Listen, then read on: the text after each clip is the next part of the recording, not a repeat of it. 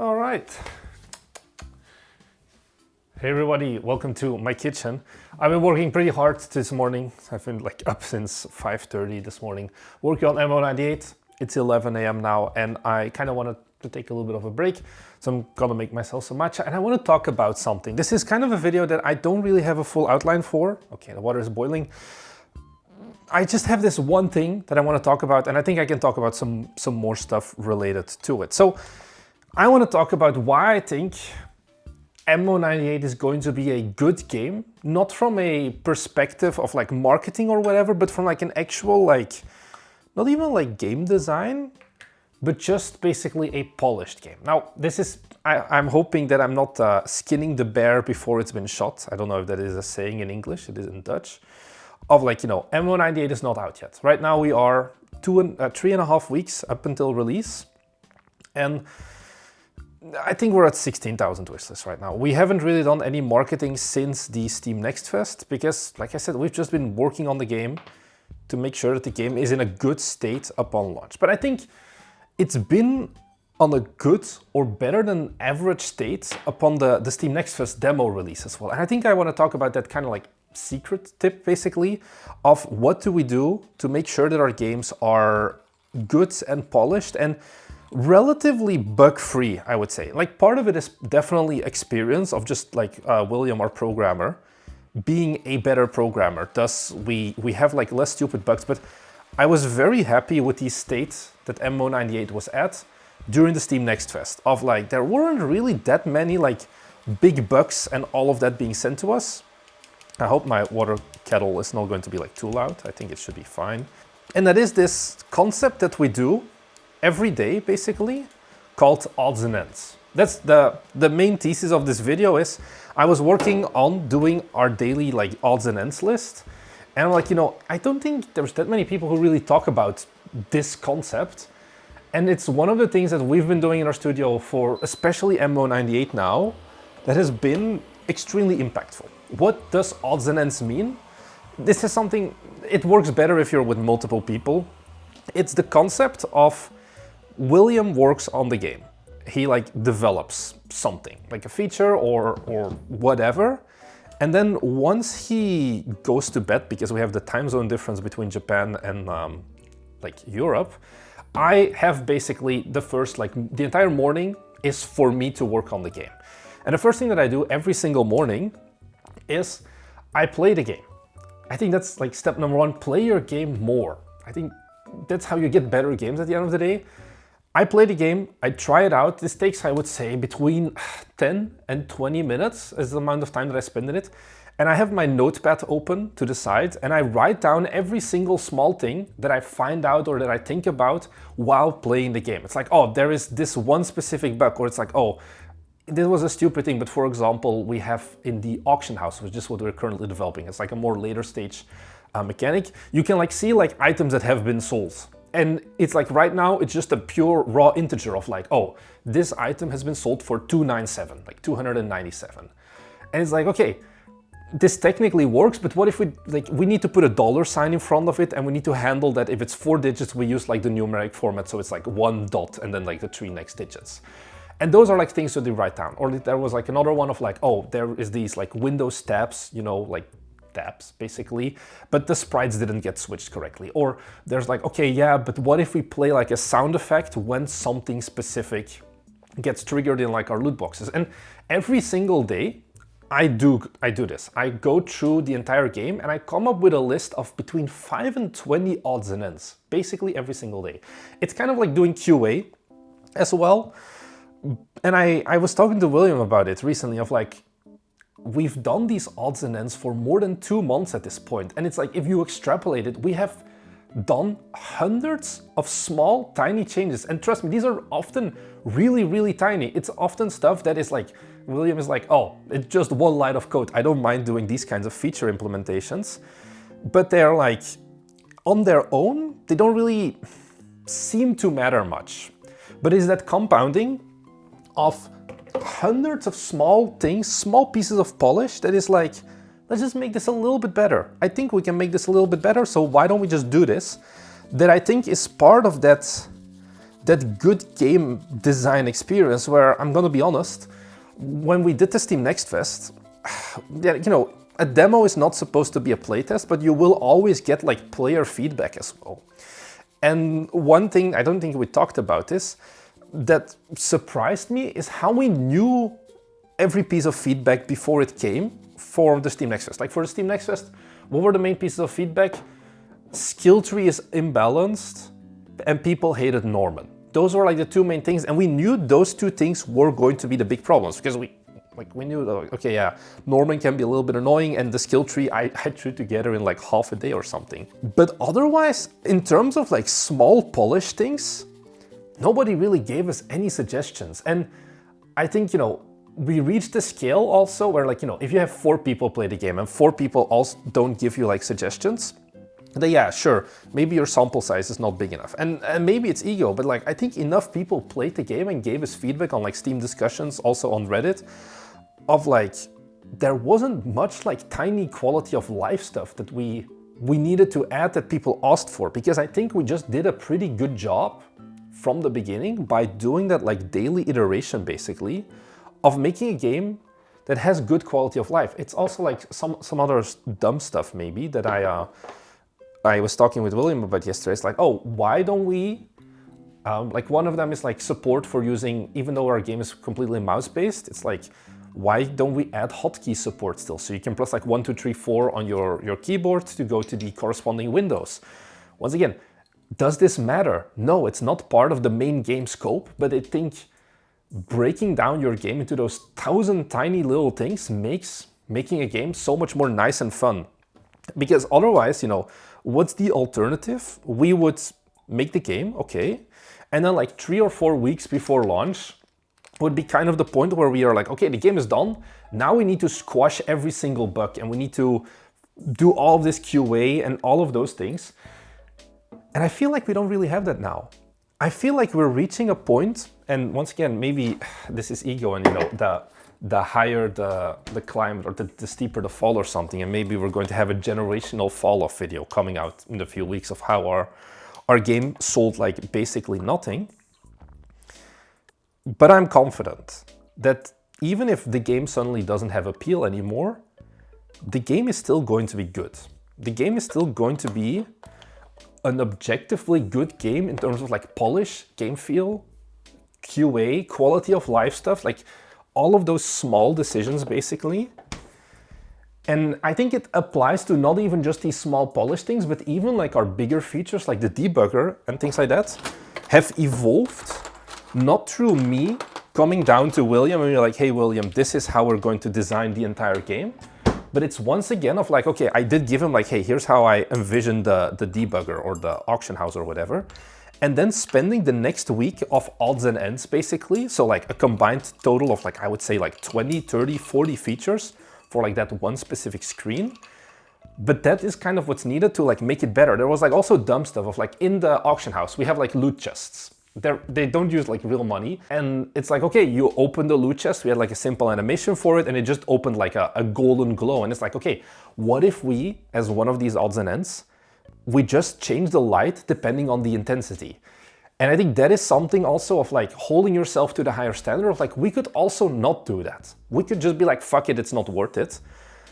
But I think just having that awareness of like, hey, this is a small thing that probably would be unnoticed, I think is going to be a good mindset you should have as a developer to make better games. Because, you know, individually, none of these features would be the difference between like it being a good game and a bad game.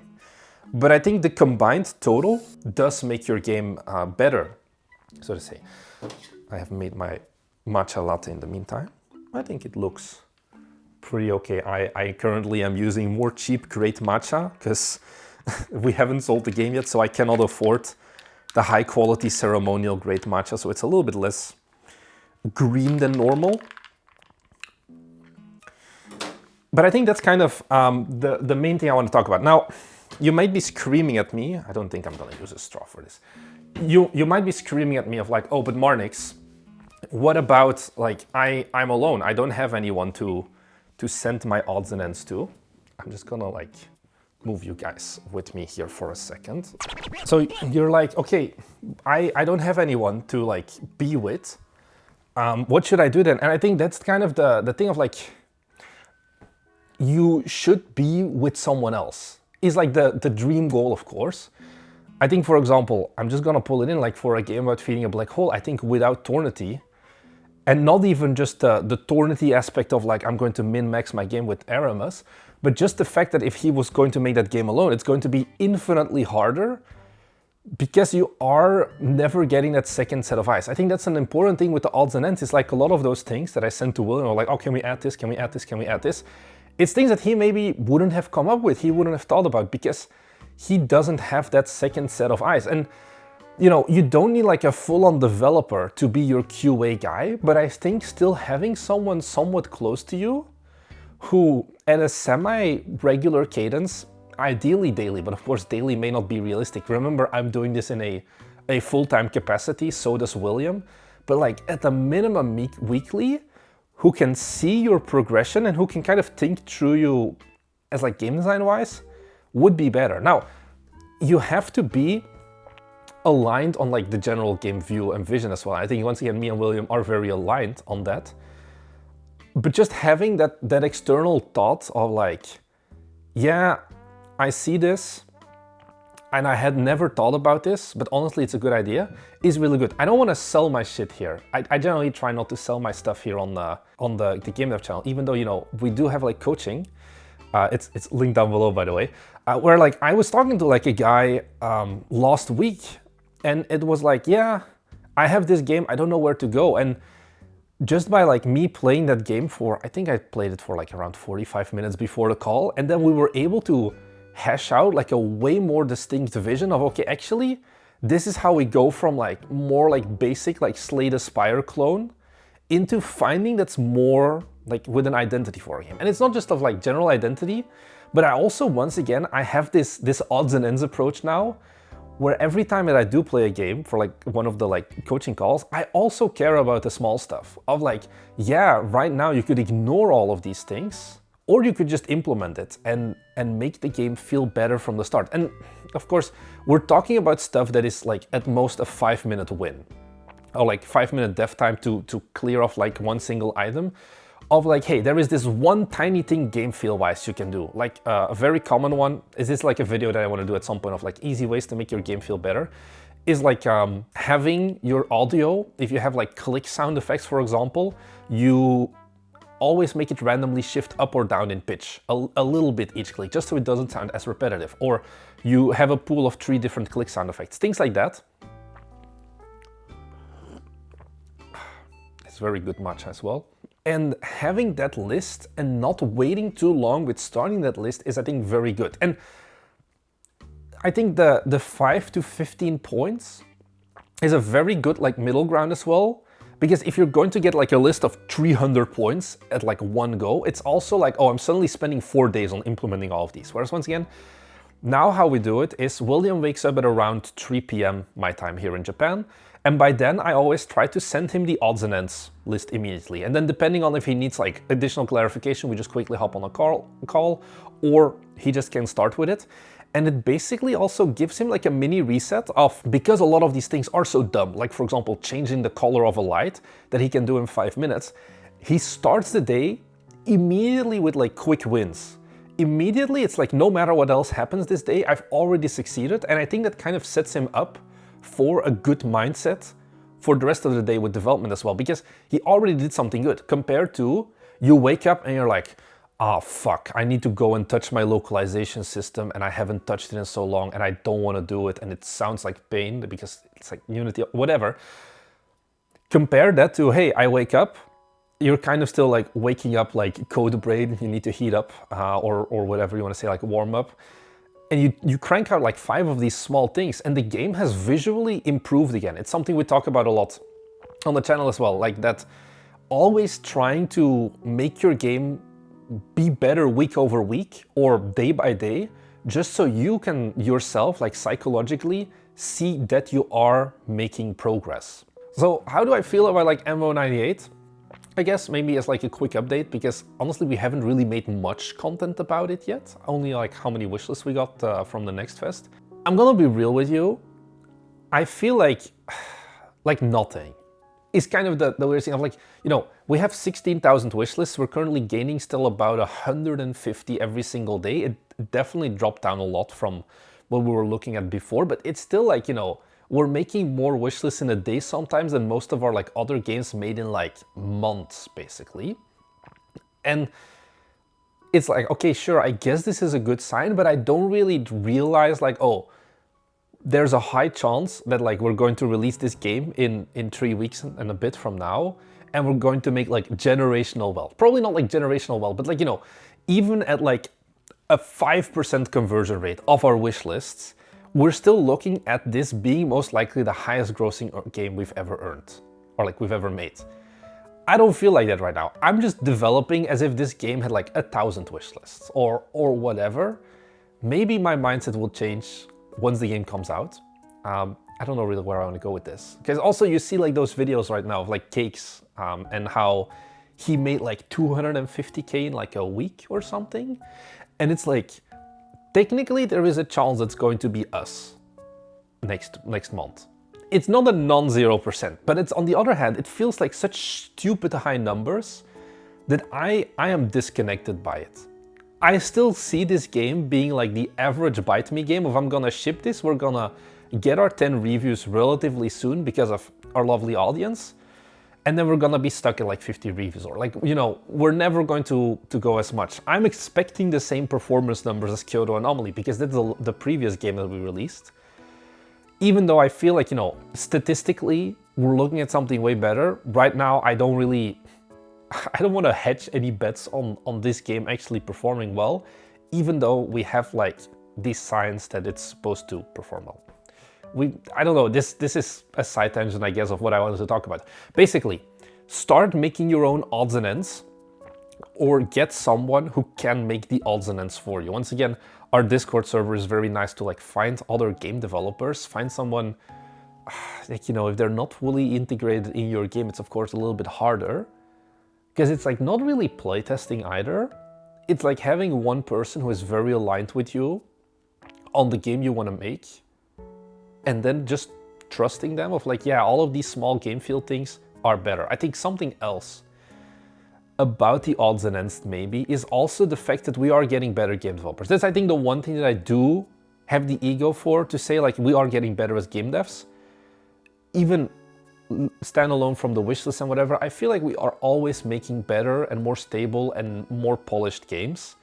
And that only comes by just having made more games. Like, I think I mentioned this before somewhere, of like, if we were making that exact same game, MO98, 2 years from now, we would not have been able to make that same quality of game, where now I'm getting pretty good at like, also when I play like viewer games, to like identify what I would deem are like 2 or 3 main points that could turn the game from like a 4 out of 10 into like a 6 or a 7 out of 10.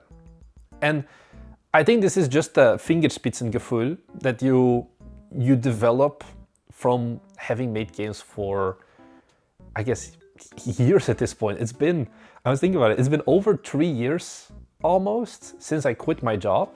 It's actually almost my 3-year anniversary. I think like 3 days after this video goes live.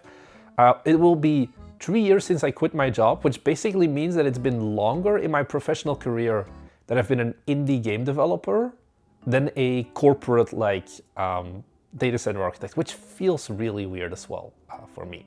So anyways, I don't want to go too deep and meandering for the rest of this video, but I hope you took something away from it. Try to make your own odds and ends list. So I guess that's it basically. If you're new here, we're game developers hopefully on the way to building $1 million studio. That was my goal for 2026, and it looks like we may hit it because we have some other stuff in the pipeline as well. So if that's something that you're interested in, then I just suggest you go ahead and subscribe, because you'll be notified whenever we upload, which is 2 times every week. I don't know if I mentioned that. So thank you very much for watching. I hope this was useful, and I'll see you guys in the next one. Bye!